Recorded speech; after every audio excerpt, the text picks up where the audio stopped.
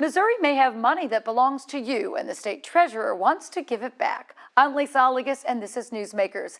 In this edition, we learn about the state of Missouri's unclaimed property program, as well as other programs offered through the state treasurer's office, including planning for education costs or retirement, understanding student loans and credit, budgeting, learning from home, and support for individuals with disabilities. We tackle all those topics with a special visit from State Treasurer Vivek Malik.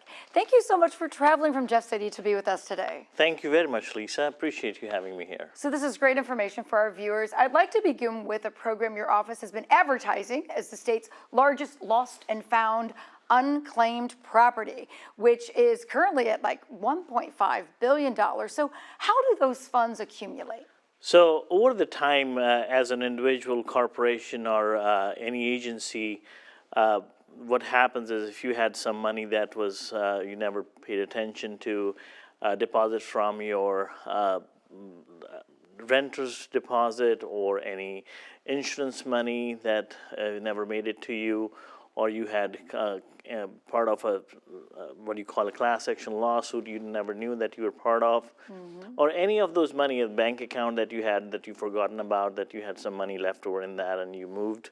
So all that money will end up eventually with the state treasurer's office once a cooling off period of 5 years is done and the agencies are not able to find you, or the bank is not able to find you a new address, then that money will end up with the state treasurer, and then it is our responsibility to keep that money safe and also make sure that it reaches back to you.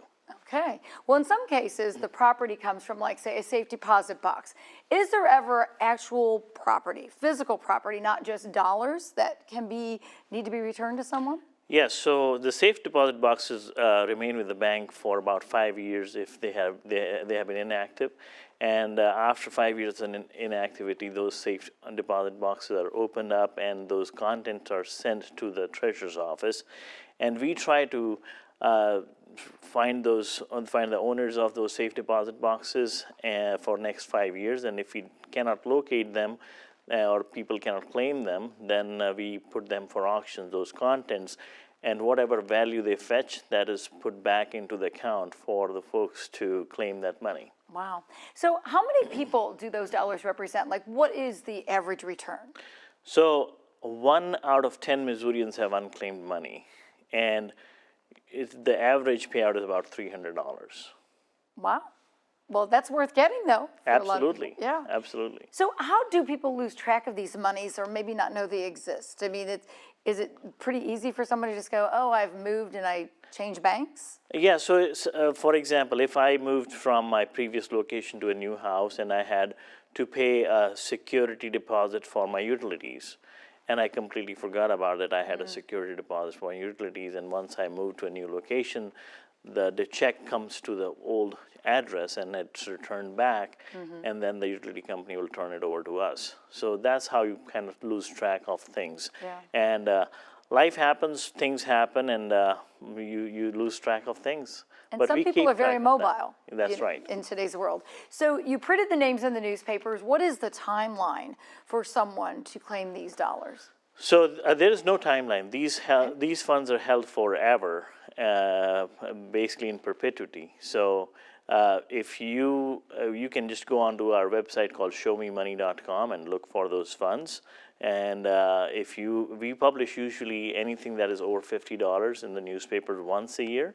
And so that people are encouraged to look up for their own money if they have any. But they can claim it anytime, within a month, within 1 year, within 10 years, forever. They can also look up for their parents or their grandparents' money, and they can claim that as well. Wow. So what happens if it goes unclaimed? Where do the dollars go, or do they just stay there? It just stays there. That's why we have accumulated $1.5 billion in the unclaimed fund. And the state never takes it back. And the state is not. We do invest that money wisely, and the interest from that money goes to the general revenue for the state. But the principal amount stays in the accounts, and you can always claim that. Is there something specific you have to do to claim on behalf of a family member? You will have to provide a family tree. You will have to provide the documentation like birth certificates and death certificates to prove that you are in fact the family member. And based on that, you can claim that money, and all the steps are then aligned with the application when you fill out that online application and ask you to move step by step on that application. Your office has been doing a good job returning money to people. You've been setting some records of sort of $56.4 million in Yes. 2024. What was the key to getting that money back to people? That was back in 2024. We returned about $56.4 million. And I am very happy to announce that this year, this fiscal year, we have returned close to $58 million, which has, we have broken our own record of last year. So great. we are working hard to make sure every Missourian gets their dollar back. And I urge everyone to go and check on showmemoney.com and come get your money. Yeah. And should they check us also under like maiden names as well? I mean, is that important? Like people may have changed their name with marriage and Yes. may have forgotten about things when they were single? Yes, you can always check with your account. You can check with your name. If you have any aliases, you can check with that, because sometimes you have different names when you're writing a check or something. So you can always check with different names. You can check for your neighbors, friends, your cousins, your relatives. You can check for anybody. Financial literacy is a big part of your website. Tell us how you work to educate the public to understanding things like credit and the importance of budgeting. What kind of lessons do you have there? So financial literacy is an important issue with my office, and we make sure that our website from the Treasurer's Office relays all that information so that people can take advantage of that. We have great tools available on our website, and I think it is important not for any person of any age group which they are not well aware of anything like what is a credit score, how a credit score works, how a credit card works. And we have great tools for even little kids who can get onto our website and play some wonderful games and learn about coins, money, currency bills, and also about savings. So there are tools for everyone of every age group, and I encourage everyone to go and check treasurer.mo.gov under the financial literacy tab and take advantage of those. There's some fun stuff that you'll find. How important is credit score? Well, a credit score is very important because in today's world, if you are out there in the market to do anything, if you are even going to rent a property for yourself, the landlord is the first thing the landlord is going to check is for any criminal history you have, and also your credit score. If you do not have a credit score, you may have a hard time even finding a rental place for yourself. How does someone establish a good credit score? So basically, if you do not have a credit history, the best thing is to open up a bank account initially and ask for a secured credit card from the bank. And then once you have the secured credit card, you start paying your money back into whatever you spend in timely fashion, and that's how you can build up your credit score and your credit history, and then eventually you can apply for more credit cards. But the key to making sure that you have a good credit score is that you do not owe the debts beyond what they are owed of on the date that they are owed for. So pay off, get a credit card, pay it off. Exactly, absolutely. Gives you a good credit card or That's right. score. So do Missourians do a good job of planning for retirement? I know that's something you have also on your website. Missourians and Americans both, I think, can do better in saving for the old age, and I think that's where the office comes in to play that role, to educate people how they can save and invest that money wisely and securely, to make sure that their money is there when that age knocks on them, that okay, now you're retired, and then you have that money to retire and have a good life.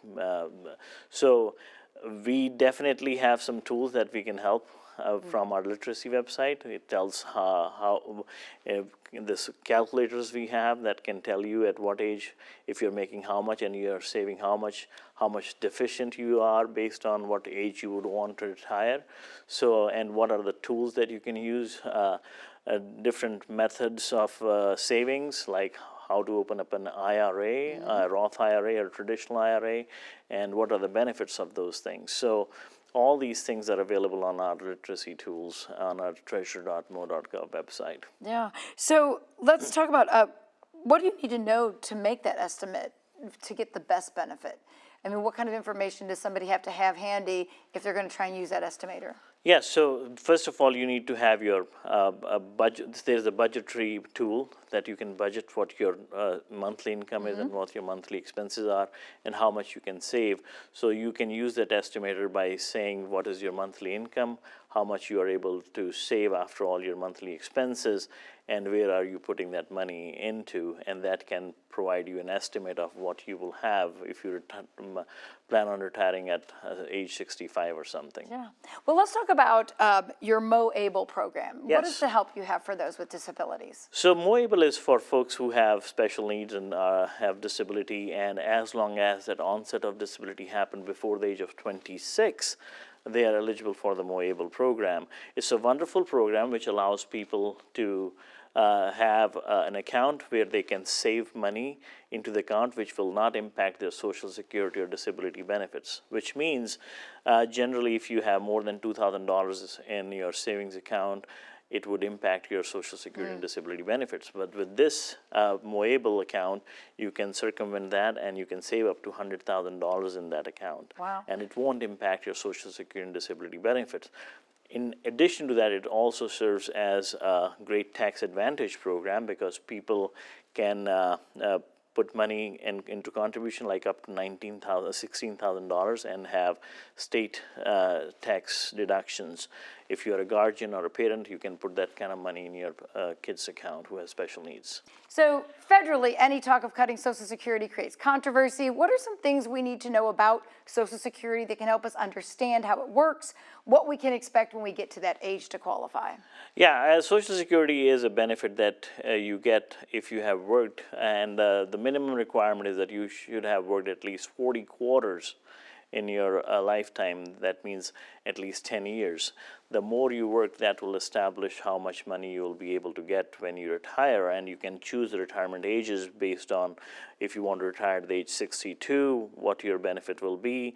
If you retire at the age 65, what your benefit will be. If you retire at the age of 66 and a half, which is the full retirement age, what will your benefit will be.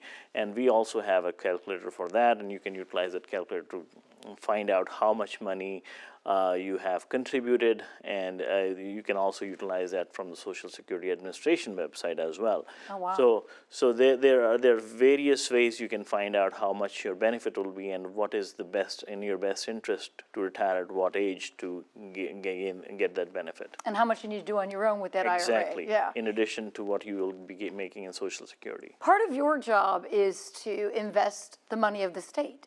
Correct. So it's what's not needed for operating expenses. So tell us how state dollars are invested. So we have a constitution that allows us to invest in certain things, and basically what it ensures is that all the state's money, which is not actively utilized for expenses, is now utilized for is then invested wisely and properly to make sure that we get the best rate of return. So currently at this time, our money is invested in U.S. Treasury bonds, repos, and commercial papers, and we have close to $16 billion that Wow. we invest. And I'm very proud to say that we have added over $500 million last year, earning interest from that money and giving that to the GR to help more Missourians and putting that for improving the infrastructure of the state and other needs that we have through various programs. Certainly want to operate in the black, not the red. So let's talk about the MoBucks program that has your office partnering with lending institutions to invest in Missouri small business, agriculture, governmental entities. That application portal is currently closed due to extraordinary demand. That is correct. Let's talk about that program, and is there hope that it will resume? Oh, yes. So MoBucks is one of the, I would say, flagship program of our office, and I'm very proud to say that we have helped thousands of farmers and small businesses through this program. When I took office, the program was only utilizing about half of its capacity, which was $800 million. And since I took office, we not only raised the cap on the total value, which was 800 to 1.2 billion, but we are almost at capacity. And we just to give you an example, in January of 2024, we opened the portal on January 2nd for about $120 million.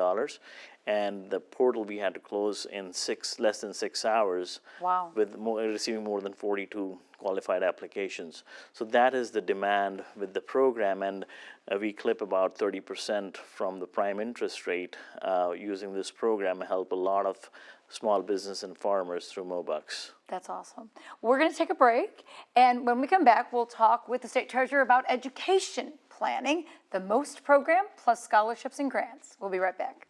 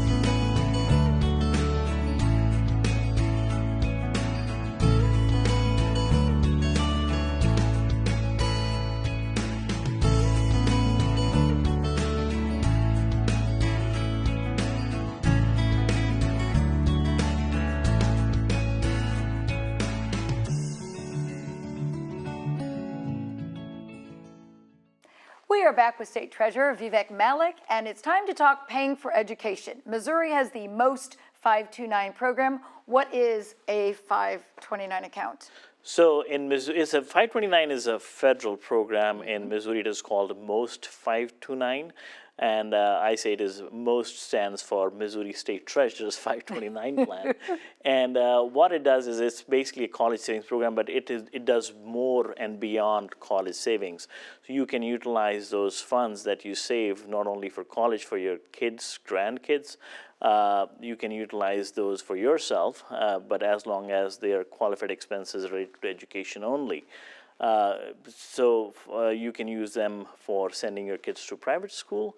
You can use them starting January 1st next year. There will be changes to the program where you can have more uses for it for it to use for any educational equipment like not computer. just tuition, maybe a computer. Absolutely, or if you want to use it for test prep. Like SAT, ACT, you can utilize those funds for that as well. So those are the changes that are being made, but currently you can still use the money for tuition towards a private school or save it for college expenses as well. It's a great program. It allows people to save up to $16,000 in state tax deductions. And for married couple and for single parents, it's $8,000. And it grows over time. There is no federal tax on the growth in the program. It's a wonderful program. I have this for all my 3 kids. And I urge everyone to look into that. Since we have taken office, we have grown this program by close to 8%, wow, which is a huge change from when I took office. And I'm very proud that we are making strides in this program to make it more affordable and get the education to people so they can make sure every child in Missouri is able to get the education they deserve. And so it doesn't really require a big investment at the start. How much can you start and how much can you put in at any given time? You can start with very small amounts like $25, and you don't have to invest every month or every quarter. It is as and when you can, but a good habit is to probably put, if you are working, then have your employer take away a part of your paycheck, maybe 5% or 2% direct deposit into a 529 account. So I know we did it for our children. The earlier you start, the better, right? Yesterday was the best time to start, but if you can start today, it never hurts. And even if your kid is in college and you say, oh, I missed out on this, I would say, no, you did not, because you can still open up a 529 for your college-going kid and still divert the tuition dollars through the 529 account and save on the $16,000 with tax reductions. Very important. Okay. So I recently learned from Senator Eric Schmidt's office that President Trump signed a law expanding the school choice for the 529 program and increased the investment cap. How can that help parents? It went from 10,000 to 20,000. So how can that help parents? I think it is just in addition to what has been there in the 529 plan, and I think this is going to add more and more value to the 529 plan to help with parents investing for their kids or grandkids for education. So you're not having to pay taxes on it. Is there limits when you want to withdraw it to use it? You can withdraw it anytime as long as the withdrawal is for qualified expenses. You can withdraw and I get this question all the time. What if my kid decides not to study after 12th grade? That was my next question. Yeah. If they don't want to go to or college. if they got a scholarship, what do I do with that money? You can always change the beneficiary up to the first cousin of the beneficiary. Wow. You can change the name of the beneficiary. You can always utilize this for yourself. You can always have somebody else that may be able to take it. And with families, you always will have people who can take advantage of it. Or in the worst case scenario, if you have to withdraw it, you will be penalized by 10% and you'll have to pay taxes. In addition to that, if you have up to $35,000 in your 529 account and the account has been open for 15 years, you can transfer that money into your IRA without any penalties. I was not aware of that. That's a very Yes, interesting absolutely. advantage. So I call the 529 more like an army Swiss knife, which has multiple uses. That's a great way to describe it. Can this hurt your child's eligibility for student financial aid? I know that's kind of one of the myths on your thing that you want to No, answer. it does not, Does because not. it is a completely separate thing. With savings does not qualify based on what child's needs are for And there's education no and financial age aid. window of using these funds. Nobody can really age out. You could go back to school later. Absolutely. To get a master's. Absolutely. We have seen examples of that people in age 70s, they have gone back to school to earn some degree that they always wanted to, and they could utilize this program for themselves. Absolutely. Well, in 2021, the Missouri General Assembly passed legislation to establish the Most Scholars Program, which stands for Missouri Empowerment Scholarship Accounts Program. It allows for tax credits for certain contributions for education. Now, recently, the governor signed a budget bill that would allocate an additional $51 million for K-12 scholarships and marketing the program. That allocation is being contested by the Missouri National Education Association, which filed a lawsuit to block tax dollars going to programming. I know you can't comment on the lawsuit, but please explain how the current tax credits work and what contributions qualify for Most Scholars. Yes, so Most Scholars is a new program, about 3 years old, and we have helped about 2,700 students through that program. How it works is, as a state taxpayer, you can donate up to 50% of your state tax liability towards the Most Scholars Program, and donating that to an EAO, what is called an Educational Assistance Organization, a 501c3 organization. So for example, if you owe, let's say, $1,000 or $10,000 in state taxes, you can donate up to half of that, which is $500 or $5,000, to towards this program, and get 100% dollar for dollar tax credit for this program. So you, in fact, from your pocket, you'll still be paying the same amount, but half of that is going towards helping a kid get a better education and getting them where they need and achieve their God-given potential. How do the students apply for these kinds of scholarships, and are there certain eligibility requirements? Yes, there are eligibility requirements based on income, based on IEP. The parents will have to log on to our website. There's a parent handbook. I urge everyone who is looking into this to go through the parent handbook, which is available on our website, treasure.mo.gov or moscholars.com. And find out if they are or their kids are eligible based on the criteria of income or individualized income educational plan. So who determines who receives a scholarship? Your office working with the EAO? So EAOs are the ones who administer the program, basically. So they will have to apply to the EAO to get pre-qualified and then qualified, and then pick a school where they want to send a kid, and then the school, the EAO then works with our office to make sure that those scholarship credits are turned back to the EAOs. I know that our local Catholic schools recently encouraged people to donate and make contributions to Mo Scholars. What are some examples of other nonprofits that can distribute these monies so people know who's like a legitimate EAO? So there are 6 EAOs currently in the state. There is Herzog Foundation, which is in Northwest Missouri. There is the names are on our website. There's Agadah of Israel, which is an organization we work with Orthodox Jewish schools in the state. Then there is Today and Tomorrow Foundation, which is in St. Louis area. And then the ACSI for Childhood, that is one other organization which works with students. So there are 6 of them right now. But they're listed on your website. Those are all listed on our website. How can these dollars be used? Are they different than the most funds? Like, is it only tuition? So the Most Scholars funds are actually not only for tuition, but for other qualified expenses as well. And Mo Scholars is the same? Most Scholars is what we were talking about, the Yes. program. So that can be utilized for any other educational needs. If you need additional tuition, additional tutoring, you can utilize those scholarship dollars towards that.